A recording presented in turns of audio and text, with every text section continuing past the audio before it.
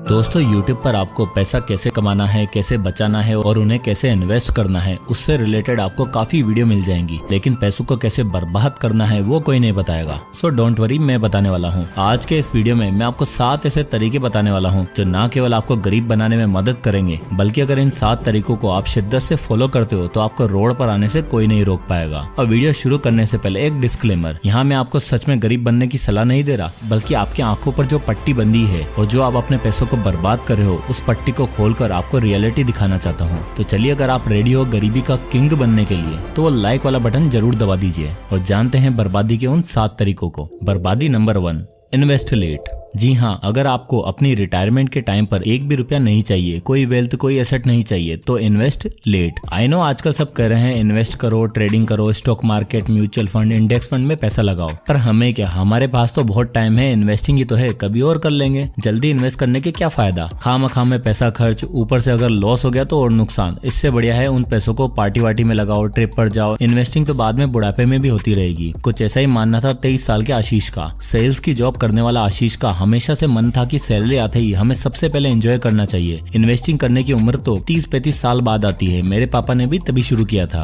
लेकिन दूसरी तरफ उसके दोस्त पारस का बिल्कुल उल्टा हिसाब था। पारस 22 की एज से ही हर महीने सैलरी आते ही 5000 रुपए SIP के थ्रू इंडेक्स फंड में इन्वेस्ट करता था। और जब भी वो आशीष से इस बारे में डिस्कस करता, आशीष उसे समझाता कि ये सब बेकार है, कुछ नहीं रखा। उल्टा वो पारस को दिखाता कि देख मैंने ये खरीद लिया, पिछले महीने में यहाँ गया, ये वो। पारस को लगा कि यार कहीं वो सही में गलत तो नहीं कर रहा, क्या सच में वो लाइफ के सारे मजे खो तो नहीं देगा। पर फिर भी मन मार कर वो इन्वेस्ट करता रहा और 13 साल बाद यानी 35 की एज में उसके पास 20 लाख रुपए की वेल्थ इकट्ठा हो चुकी थी। और जब आशीष को ये पता लगा कि पारस के पास 20 लाख रुपए की वेल्थ हो चुकी है तो वो हैरान हो गया और वो पारस से मिलने गया। इस बार आशीष उसको कुछ दिखाता है, इससे पहले पारस ने अपना पोर्टफोलियो उसको दिखा दिया। साथ ही पारस ने उसे फ्यूचर रिटर्न के बारे में भी बताया। और आप देख ही सकते हैं पावर ऑफ कंपाउंडिंग की मदद से 25 साल बाद पारस के पास 1 करोड़ 10 लाख रुपए की वेल्थ हो चुकी होगी। अब आशीष ने देखा और 35 की एज में उसे भी समझाया कि इन्वेस्टिंग जरूरी है, पावर ऑफ कंपाउंडिंग सच में आपकी लाइफ चेंज कर सकती है। लेकिन सब कुछ जानने के बाद आशीष ने स्टिल 2 साल बाद यानी 37 की एज में पहली बार इन्वेस्ट किया, क्योंकि आदत से मजबूर है ना। जब इतना लेट हो चुका है तो 2 साल और सही। इसे भी आप लोगों की तरफ फर्क नहीं पड़ता, पावर ऑफ कंपाउंडिंग ही तो है। लेट इन्वेस्ट करो या जल्दी फायदा मिलना होगा तो मिल ही जाएगा। अब इससे हुआ ये कि रिटायरमेंट के टाइम पर यानी 47 की एज तक पारस के पास थे सिर्फ 12 लाख रुपए और आशीष ऑलरेडी करोड़पति बन चुका था। तो अगर आपको कंपाउंडिंग की पावर समझ में आ गई है तो ठीक है, वरना please invest as late as possible. बर्बादी नंबर 2, यूज क्रेडिट कार्ड्स। तो बर्बादी की लिस्ट में अगला तरीका आता है यूज क्रेडिट कार्ड्स। अब आगे कुछ भी बोलने से पहले जरा ये डेटा देखो। साल 2011 के कंपैरिजन में जनवरी 2024 में इंडिया में total 10 crore active credit card users हैं। और तो और PwC के मुताबिक इंडिया में क्रेडिट कार्ड इंडस्ट्री 20% के एनुअल CAGR से ग्रो हुई है। और अक्टूबर 2023 में all time high credit card spending record हुई है, जो की थी 1.72 लाख करोड़ और जनवरी 2024 तक 5 लाख करोड़ तक स्पेंड हो चुका है, जो हमारी कंट्री की टोटल GDP का 2% है। अब यार देखो, जब इतनी तेजी से ट्रेंड चल ही रहा है तो आप क्यों पीछे हो भैया। आप आज ही क्रेडिट कार्ड बनवाओ और अपनी जिंदगी ऐशो आराम से जियो। कुछ लोगों का मानना है क्रेडिट कार्ड तो किस्मत की वो चाबी है जो एक बार हाथ लग गई तो मानो लॉटरी लग गई। और उल्टा आजकल तो क्रेडिट कार्ड बनवाना भी कितना आसान हो गया है। एक क्लिक करो और आपका credit card ready. Credit card से मानो हर चीज फ्री में मिल जाती हो। और इलेक्ट्रॉनिक पर तो बस क्रेडिट कार्ड ने अपनी असीम कृपा बना रखी है और हम इस कृपा के सहारे इन क्रेडिट कार्ड्स के थ्रू शॉपिंग करते हैं और अपना पैसा दबा के बर्बाद करते हैं। देखो यार, एक अमीर आदमी हमेशा अमीर इसलिए बना रहता है क्योंकि उसे डेबिट और क्रेडिट का सही तरीके से यूज करना आता है। एक अमीर आदमी जानता है कि क्रेडिट कार्ड एक बहुत ही बड़ा ट्रैप है और इसका यूज आप सिर्फ छोटी मोटी चीजों के लिए, बिल्स पेमेंट के लिए करो, जिससे आपका क्रेडिट स्कोर बिल्ड हो। पर बर्बाद लोग तो इसमें अपनी खुशियों का सहारा मानकर निकल पड़ते हैं दुनिया खरीदने। इस रिपोर्ट को देखिए, 25 साल के रोहन का भी कुछ यही हाल हुआ। क्रेडिट कार्ड मिलते ही कुछ ही महीनों के अंदर उसने एक स्मार्ट टीवी, एक स्मार्टफोन और एक लैपटॉप उठा लिया। अब हुआ क्या, उसने ये सब चीजें तब ली जब उसको पता चला कि क्रेडिट कार्ड से ये सारी चीजें सस्ती पड़ी हैं, भारी डिस्काउंट मिला है और उसने अप्लाई कर दिया। पर उसे ये नहीं पता था कि जितना ये डिस्काउंट दे रहे हैं फ्यूचर में उसका 10 गुना लगान वसूल करेंगे। EMI पर इंटरेस्ट, लेट फीस और क्रेडिट कार्ड चार्जेस मिलाकर रोहन का इतना बिल आ जाता कि उसकी सैलरी पूरी भी नहीं पड़ती। और तो और उसका क्रेडिट स्कोर भी बुरी तरीके से गिर चुका था। पर जब तक रोहन को इस बात का रियलाइजेशन हुआ तो बुरी तरीके से फंस चुका था और न जाने अब और कितने महीनों तक उसे ये झेलना पड़ा होगा। तो अगर आपके अंदर भी हर चीज में क्रेडिट क्रेडिट कार्ड निकाल लेने की गंदी आदत है तो मुबारक हो, आप बर्बादी का दूसरा चरण पा चुके हो।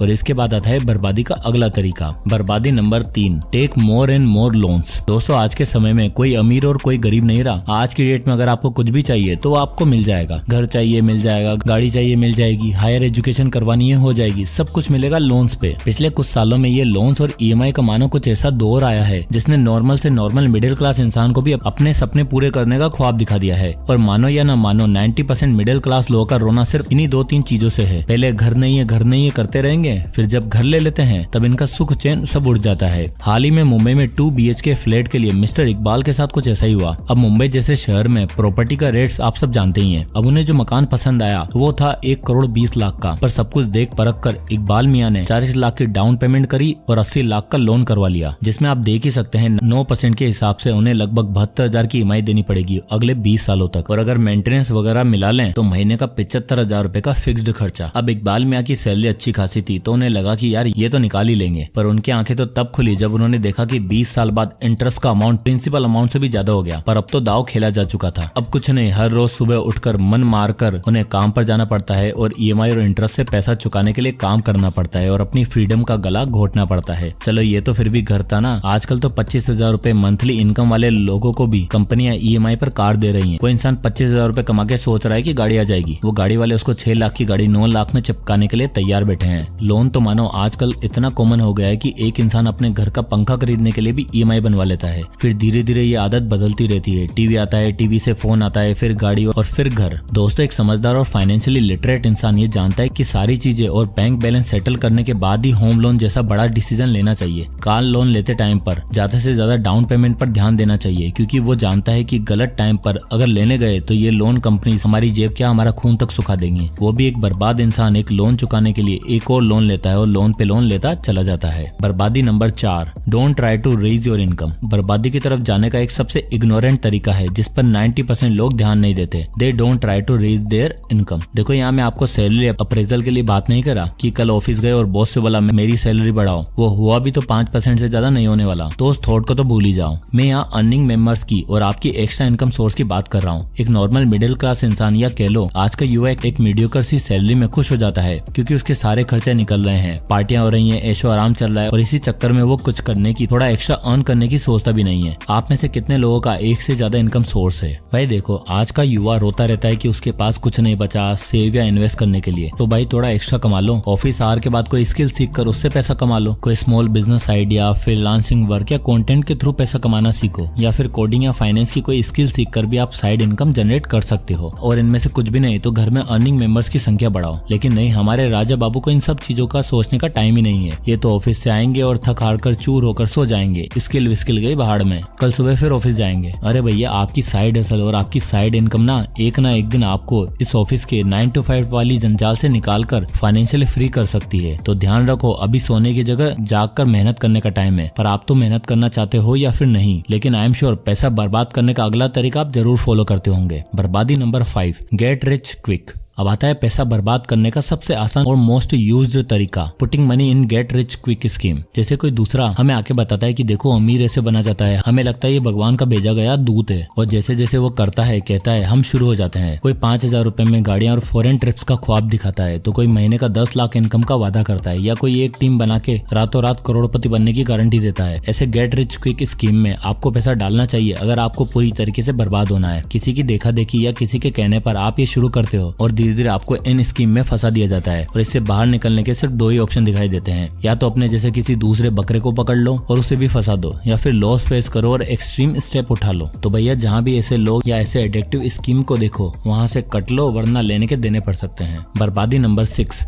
Don't make funds for a rainy day. Rainy day यानी इमरजेंसी सिचुएशन। भारत में 80% लोग लाइफ इंश्योरेंस और टर्म इंश्योरेंस जैसी चीजों के बारे में जानते हैं, लेकिन हैरानी की बात तो ये है कि 80% में से हार्डली 10 से 20% लोग ही इमरजेंसी सिचुएशन के लिए तैयार होते हैं। देखो यार मैं समझता हूँ इंश्योरेंस करवाना महीने के 500-600 रुपए या साल का 1,000 रुपए देना आपको बर्बाद लगता है, क्योंकि इसका कोई यूज नहीं होता, तो क्या जरूरत है। अब ये सोचने वाले वही लोग होते हैं जो गाड़ी का 20-20 हजार रुपए का इंश्योरेंस पे कर देते हैं, फोन तक का इंश्योरेंस करवा लेते हैं, लेकिन अपनी हेल्थ का नहीं। इंश्योरेंस तो छोड़ो ही, अपने पास इमरजेंसी फंड तक नहीं रखते जो किसी बुरी सिचुएशन में इनके काम आ सके। और वैसे तो दुनिया के सबसे रिच लोगों का कहना है कि आपके पास एटलीस्ट 6 महीने के एक्सपेंस का इमरजेंसी फंड होना चाहिए, जिससे अगर कोई एक्सीडेंट या जॉब छोड़ने की कोई सिचुएशन आ जाती है तो आप अगले 6 महीने बिना किसी और का सहारा लिए या फिर लोन लिए अपना घर चला सकते हो। और तो और इंश्योरेंस होने की वजह से अगर आपके परिवार में किसी को भी मेडिकल इमरजेंसी आती है तो आपका बैंक बैलेंस सेफ रहता है और सारा खर्चा इंश्योरेंस कंपनी उठाएगी। लेकिन आपको क्या, आप तो तब सोचोगे ना जब कुछ हो जाए। किसी चीज के बारे में पहले से सोच के क्या फायदा है ना। जब कोई इमरजेंसी आएगी, सारी सेविंग्स निकल जाएगी, उधार लेने की नौबत आन पड़ेगी, तब समझ आएगा कि एक छोटा सा इमरजेंसी फंड या इंश्योरेंस आपको किन परेशानियों से बचा सकता था। बर्बादी नंबर 7, एडिक्शन। आखिरी और सबसे कॉमन तरीका पैसा बर्बाद करने का, एडिक्शंस। वो कहते हैं ना, इंसान दुनिया में सबसे जीत सकता है, सबको हरा के आगे बढ़ सकता है, लेकिन अगर वो खुद से हार गया तो वो दोबारा कभी नहीं उठ सकता। बट ये एडिक्शन कुछ ऐसा ही करता है आपके साथ। इंडिया में लोगों का अल्कोहल, गैम्बलिंग, बेटिंग जैसी चीजों का एडिक्शन तो नहीं है, लेकिन इसी के साथ आजकल नए एडिक्शन आ गए हैं। Food addiction, drinking, shopping, entertainment का एडिक्शन। देखो, अति किसी चीज की अच्छी नहीं होती, फिर चाहे वो चीज सही हो या फिर गलत, एक ना एक दिन उसका अंत होता ही है और वो अपने साथ बहुत सारी चीजें ले जाती है। इसका सबसे ग्रेटेस्ट एग्जांपल है इंडिया के वॉरेन बफेट कहे जाने वाले मिस्टर राकेश झुनझुनवाला जी। राकेश जी को अल्कोहल का एडिक्शन था और एक बार जब उनसे एक इंटरव्यू में पूछा गया कि आपकी सबसे वर्स्ट इन्वेस्टमेंट कौन सी है, तो उनका जवाब था माई हेल्थ। और उस एडिक्शन ने इंडिया के बिग बुल को छीन लिया, जो आगे न जाने कितने दिग्गजों को पीछे छोड़ने वाले थे। चलो, ये तो फिर भी एक अवॉइडेबल सिचुएशन है, लेकिन आज की डेट में हर चीज में एडिक्शन देखने को मिल रहा है। बच्चे ऑनलाइन गेमिंग पर लगे हुए हैं अपने माँ बाप का पैसा बर्बाद करने में, और आजकल के बच्चे बिना मोबाइल फोन के तो खाना तक नहीं खाते। और खाने से याद आया, एक नॉर्मल मिडिल क्लास इंसान अपनी इनकम का 40% हिस्सा सिर्फ खाने पीने पे खर्च करता है, और वो हेल्थी खाना नहीं बल्कि ऑनलाइन फूड वाला खाना। अब जो लोग खाने पीने वाले नहीं होते तो उन्हें शॉपिंग का एडिक्शन होता है। एडिक्शन से ज्यादा आई गेस उन्हें फोमो होता है, तभी बिना किसी जरूरत के अपना वार्डरोब भरते चले जाते हैं। और जब तक इन एडिक्शन का हमें एहसास होता है तब तक या तो हमारी हेल्थ खराब हो चुकी होती है या फिर सारा पैसा डूब चुका होता है। इसलिए वक्त रहते इन एडिक्शन को पहचान लो, इन पर अंकुश लगाओ,